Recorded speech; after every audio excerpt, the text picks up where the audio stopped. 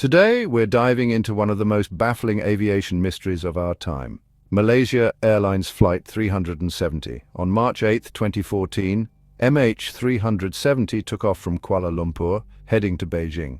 It was an ordinary flight. 227 passengers, 12 crew members, but 38 minutes after takeoff, contact was lost. The aircraft vanished from radar, leaving behind a trail of questions and heartache. For an hour, Malaysian military radar tracked the plane as it veered off course, crossing the Malay Peninsula and the Andaman Sea. Then it disappeared, 200 nautical miles northwest of Penang Island. All 239 souls on board were presumed dead. The initial search focused on the South China Sea and Andaman Sea. But then a breakthrough in Inmarsat satellite data suggested the plane had traveled southward over the Indian Ocean. The search area shifted, becoming the most expensive in aviation history. Debris started washing ashore in the western Indian Ocean in 2015 and 2016. Some pieces were confirmed to be from MH370, but the main wreckage remained elusive. After a 3-year search covering 120,000 square kilometers of ocean, the operation was suspended in January 2017. A second search by Ocean Infinity in 2018 also ended without success. Theories abound. Was it hypoxia, where the cabin loses oxygen, causing everyone to pass out, or a hijacking, perhaps involving the crew or suspicious cargo? The Australian Transport Safety Bureau leaned towards hypoxia, but no consensus has been reached. The Malaysian Ministry of Transport's final report in July 2018 was inconclusive. It highlighted failed attempts to communicate with the plane, adding to the frustration and mystery, but from this tragedy, some good emerged.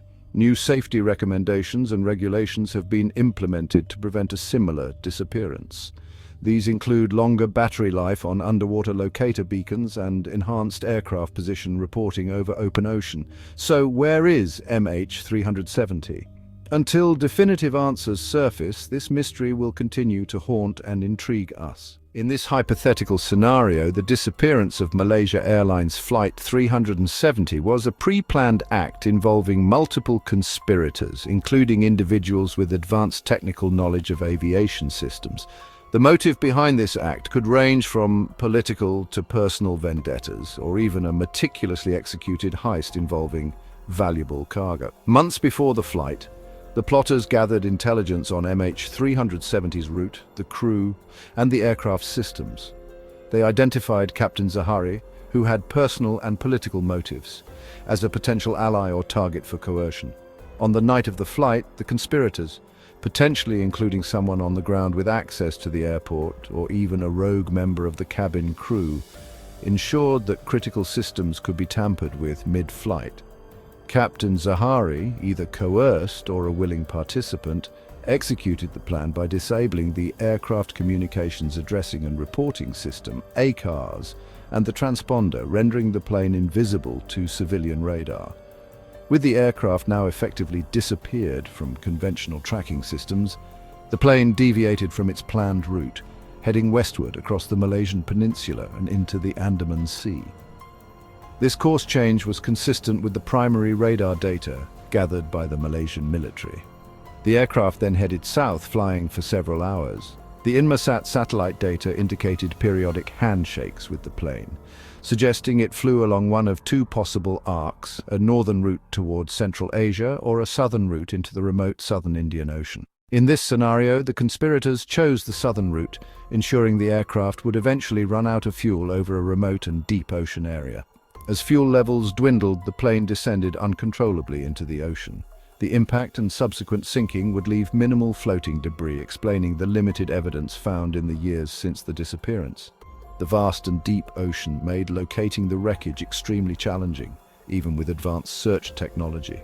The disappearance triggered one of the most extensive and expensive search efforts in aviation history, involving multiple countries, sophisticated underwater search equipment, and international cooperation. Despite these efforts, only a few pieces of debris confirmed to be from MH370 have been found, mainly on the shores of the western Indian Ocean. This hypothetical scenario is one of many that have emerged over the years. Others include mechanical failure, a fire on board, or even a high-altitude hijacking. In the early hours of March 8, 2014, Malaysia Airlines Flight 370 was cruising at 35,000 feet. The aircraft's final transmission before its disappearance from radar was an automated position report, sent using the Aircraft Communications Addressing and Reporting System, ACARS protocol, at 0106 MIT. This message included crucial data such as the total fuel remaining, 43,800 kilograms, or about 96,600 pounds. The last verbal communication with air traffic control occurred at January 19th, 30. Captain Zaharie acknowledged a transition from Lumpur radar to Ho Chi Minh ACC. The exchange was routine, almost mundane. Lumpur radar. Malaysian 370, contact Ho Chi Minh 120.9, good night. Flight 370, good night, Malaysian 370. The crew was expected to signal air traffic control in Ho Chi Minh City as the aircraft passed into Vietnamese airspace, just north of the point where contact was lost. But that signal never came. Shortly after 01:30, the captain of another aircraft attempted to contact the crew of Flight 370 using the International Air Distress Frequency. He was relaying Vietnamese air traffic control's request for the crew to make contact.